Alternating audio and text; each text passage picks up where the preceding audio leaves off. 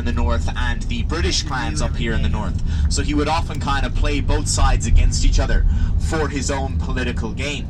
Now, I will come back to Dunluce in just a second, but we're going to be shortly seeing on the left-hand side, folks, the face of Fionn McCool, of that legendary giant of Ulster mythology. It's going to be on one of the cliff faces here on the left-hand side, just as we round the next bend. So keep an eye out for the face of Fionn McCool. It's built into the cliff face itself. It's a natural phenomenon. You'll see his nose and kind of the eye above the nose and a bit of a mouth shape. I'll point it out to you now. It's going to be coming up in the next few seconds, I do believe.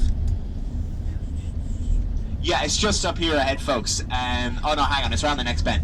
So to come back to Dunluce again for a second, so Sorley Boy MacDonald, Pirate Lord, played both sides against each other until the late 16th century, when Queen Elizabeth kind of got sick of his shenanigans and his refusal to commit to the British forces, and resulted in sending an army against Sorley Boy's troops. There it is now, folks, on the left-hand side, the face of Fionn McCool. You can see the nose, you can see beneath the nose the little mouth, and the little eyeball above the nose there on the left-hand side, the face of Fionn McCool built into the cliff. And then behind in the distance there, you can see Dunluce Castle.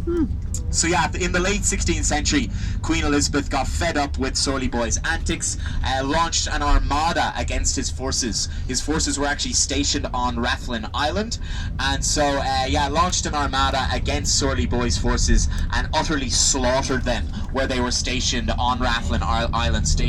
Slaughtered some 400 of his troops, which very much forced Sorley Boy's hand and forced him to swear allegiance to Queen Elizabeth in order to be allowed to retain the castle for himself. And so he would rule over that until his death, and then following the death of Sorley Boy, the castle kind of fell into disrepair over the ensuing years, over the ensuing few hundred years. It eventually passed into the hands of the Northern Irish